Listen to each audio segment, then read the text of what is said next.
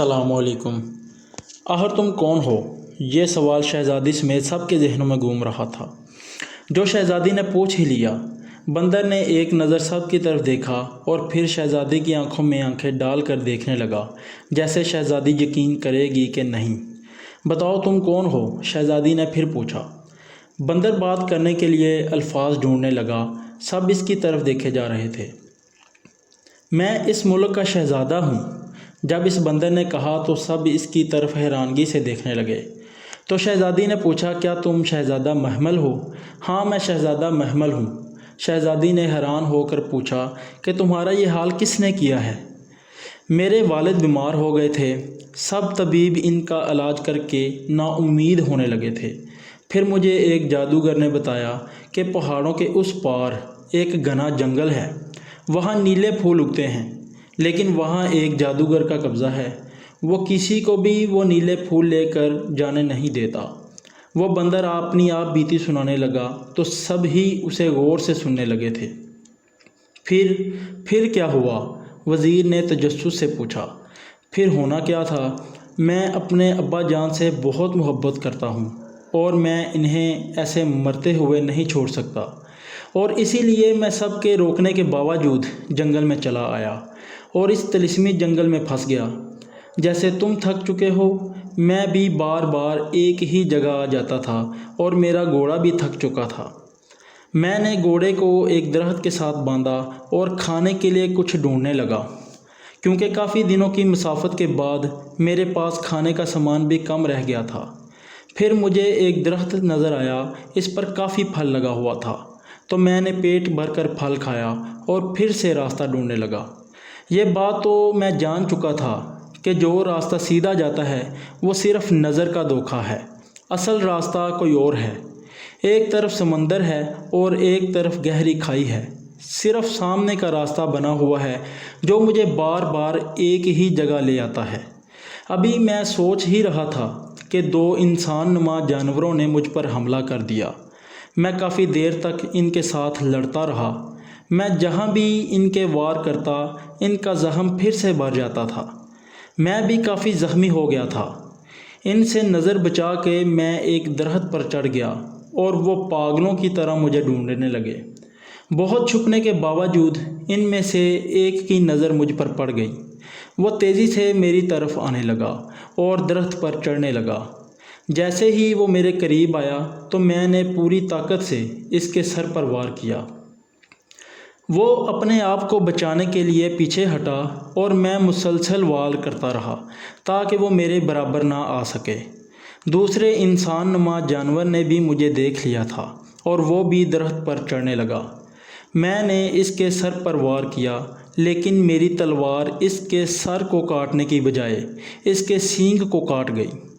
جیسے ہی اس کا سینگ کٹا، وہ جانور ریت کا ڈھیر بن گیا۔ تو مجھے پتہ چل گیا کہ سینگ کاٹنے سے یہ مر جاتے ہیں، اور پھر میں نے دوسرے جانور کے سینگ کو بھی کاٹ دیا اور وہ بھی ریت کا ڈھیر بن گیا۔ میں نے سکھ کا سانس لیا اور پھر سے راستہ ڈھونڈنے لگا۔ کتنی ہی دیر میں راستے کی تلاش میں ادھر ادھر پھرتا رہا، لیکن مجھے کچھ سمجھ نہیں آ رہا تھا۔ میں تھک کر ایک ٹیلے پر بیٹھ گیا۔ وہاں مجھے ایک ہرن نظر آیا اور میں اسے دیکھتے ہی اس کے پیچھے بھاگا۔ مجھے لگا کہ شام کے لیے اچھا کھانا تیار ہو سکتا ہے۔ جیسے ہی میں اس کے پیچھے گیا، ہرن بھاگنے لگا۔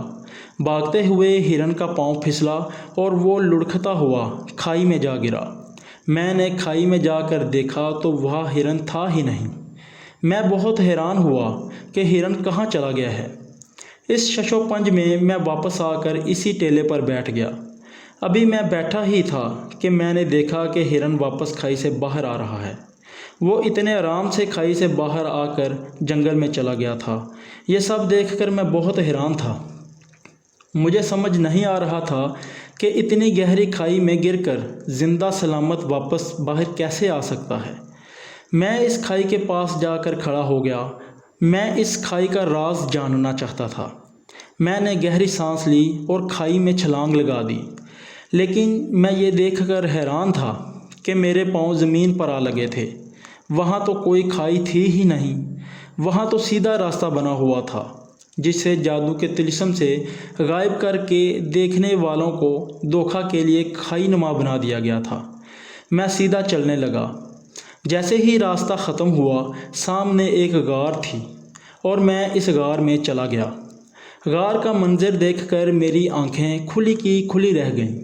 سامنے اتنا خوبصورت باغ تھا کہ میں نے کبھی ایسا باغ نہیں دیکھا تھا۔ سنہری رنگ کے پودوں پر نیلے رنگ کے پھول لگے ہوئے تھے۔ میں ان پھولوں کی خوبصورتی میں کھو سا گیا۔ میں سوچے سمجھے بغیر اس باغ میں داخل ہو گیا۔ ابھی میں نے ایک پھول کو چھوا ہی تھا کہ وہ جانور نما انسان پھر سے نمودار ہوئے، لیکن اب ان کی تعداد پہلے سے زیادہ تھی۔ ان سے لڑتے لڑتے میں کافی تھک گیا تھا اور زخمی ہو گیا تھا۔ میں ان کا مقابلہ نہ کر سکا اور وہ مجھے باندھ کر باغ کے دوسری طرف لے گئے۔ وہاں ایک دیوار تھی۔ دیوار پر ایک خوفناک جانور کا سر لٹک رہا تھا۔ ان میں سے ایک نے اس سر کو گھمایا تو دیوار میں ایک دروازہ سا بن گیا۔ وہ لوگ مجھے اندر لے گئے۔ اندر ایک دیو کامت جن سویا ہوا تھا۔ سردار کے اٹھنے میں ابھی 4 دن باقی تھے۔ اس وقت تک اس کو ادھر ہی باندھ دیتے ہیں۔ وہ لوگ آپس میں باتیں کرنے لگے۔ ان کی باتوں سے میں اندازہ لگا رہا تھا کہ وہ جن سردار کو کہہ رہے تھے۔ وہ مجھے وہی باندھ کر چلے گئے۔ رات کو وہ پھر وہاں جمع ہو گئے۔ ان کے آتے ہی وہاں ایک میز نمودار ہوئی اور آہستہ آہستہ وہ میز لذیذ کھانوں سے بھر گئی۔ وہ لوگ کھانے پر ٹوٹ پڑے اور انہوں نے کچھ کھانا مجھے بھی دیا۔ کھانا کھاتے ہی وہ لوگ سونے لگے۔ صبح اٹھتے ہی وہ لوگ اٹھے اور واپس چلے گئے۔ ان کے جاتے ہی میز اور پلیٹیں غائب ہونے لگیں۔ اگلے دن یہ سارا ماجرا پھر سے ہوا۔ 4 دن میں وہیں ان کے پاس قید رہا۔ ان کے پاس رہنے سے مجھے بہت سے رازوں کا پتہ چل گیا۔ مجھے پتہ چلا کہ جن 1 مہینہ سوتا ہے اور 1 مہینہ جاگتا ہے۔ جب جن وہ اٹھا اور اپنے تخت پر جا بیٹھا۔ جن اٹھا اور اپنے تخت پر جا بیٹھا۔ جب جانور اسے جھک کر سلام کرنے لگے تو ان میں سے ایک نے مجھے پکڑ کر جن کے آگے پھینک دیا۔ جن مجھے دیکھ کر بہت برہم ہوا۔ وہ مجھے کھانا نہیں چاہتا تھا کیونکہ میں بہت زخمی تھا۔ وہ مجھے ایسے چھوڑنا بھی نہیں چاہتا تھا، اس لیے اس نے مجھے بندر بنا دیا اور اپنے باغ میں چلا گیا۔ اگلے دن وہ کسی اور انسان کو پکڑ کر لے آئے جن نے بہت بے رحمی سے اسے کھا لیا۔ میں اب ان کے کسی کام کا نہیں تھا، اس لیے انہوں نے میری تلوار سمیت مجھے یہاں پھینک دیا۔ اس دن سے میں جن کے سونے کا انتظار کر رہا ہوں اور تبھی تم لوگ آ گئے ہو، اور جن کا مقابلہ کرنا بہت مشکل ہے۔ شہزادے کی پوری کہانی سن کر وہ سب اور بھی پریشان ہو گئے۔ تو شہزادی نے کہا، اسی لیے میں آپ کو آئینے میں نہیں ڈھونڈ پا رہی تھی کیونکہ آپ اس جادوئی جگہ پر قید تھے۔ اس جن کو مارنے کا کوئی تو طریقہ ہوگا۔ شہزادی پریشان ہوتے ہوئے کہا، شہزادی صاحبہ، آپ یہ سب سن کر بھی اس جن کا مقابلہ کرنا چاہتی ہیں؟ آپ کو علم ہے کہ وہ کتنا خطرناک ہے؟ وزیر شہزادی کی بات سن کر بھڑک اٹھا اور کہنے لگا کہ کیا آپ چاہتی ہیں کہ ہم سب جن کا نوالہ بن جائیں؟ تو شہزادی نے کہا کہ آپ کچھ بھی کہیں، میرے ساتھ جائیں یا نہ جائیں، میں یہاں سے نیلے پھول لیے بغیر نہیں جاؤں گی۔ پہلی بار بابا جان نے مجھ پر بھروسہ کیا ہے، میں کیسے ان کا بھروسہ توڑ دوں؟ شہزادی افسردگی سے کہنے لگی اور اس کی آنکھوں میں آنسو آ گئے۔ شہزادے محمل کو آئینہ بہت ہی معصوم اور خوبصورت لگی۔ آپ اس بندر کے سہارے اس جن کا مقابلہ کریں گی؟ کیا ہو گیا ہے آپ کو شہزادی صاحبہ؟ آپ تو ایک نادان بچی کی طرح ضد کر رہی ہیں۔ یہ کوئی کھلونا تو نہیں جو آسانی سے مل جائے گا۔ یہ جن کے قبضے سے پھول لے کر جانے ہیں۔